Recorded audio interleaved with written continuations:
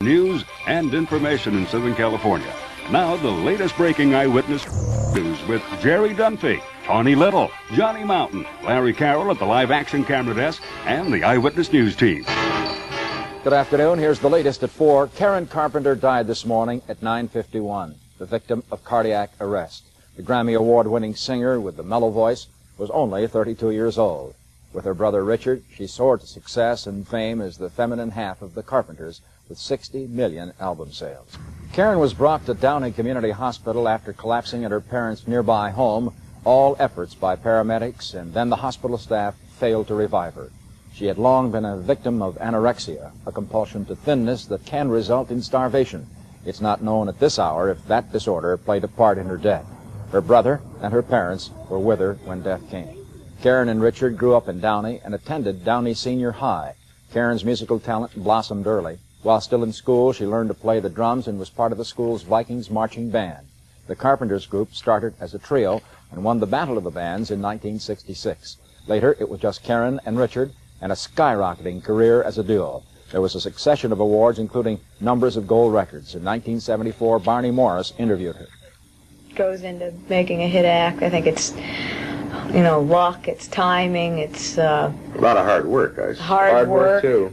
But, you can have talent, and you can be hardworking, and you still... Some people just never get the damn break they need, it's really a drag. Karen Carpenter, much loved in the world of music, dead at the age of 32.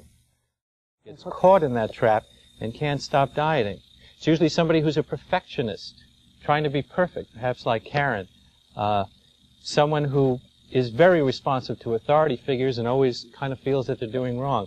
It's very sad as I'm talking about it because it's usually somebody they describe sort of like a princess, a benevolent one who's always trying to do everything right, always trying to help everybody, and forgets about themselves. And it's one of the few psychiatric diseases that you can actually die from.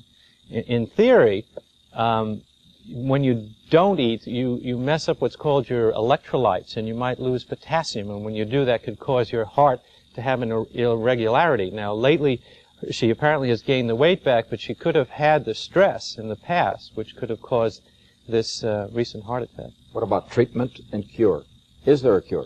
There really is treatment. It used to be, and it still is to some extent, used as something called behavioral modification, where they reward you for eating and show you how to eat. But what seems to be the treatment of choice now is they look at it the same way as they do with alcoholism, for example, and feel that what's going on in your family and what's going on in your life is very important. And with the family system approach, in other words, seeing why it is that you have to be so perfect, seeing why it is that you give yourself so much pain, and also in relationship to your parents and society, seems to be the answer, as opposed to just training somebody to eat.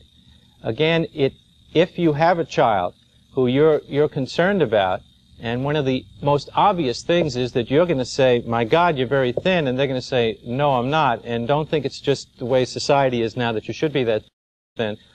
When you really have the feeling that what they're doing is unusual, I think it's time to look beyond that and see what's going on in the family, what are your relationships like, what are their relationships at school, are they this overachieving child, are they this perfect princess? And perhaps if you make an intervention early, then it won't have to end up perhaps the way that Karen Carpenter ended up.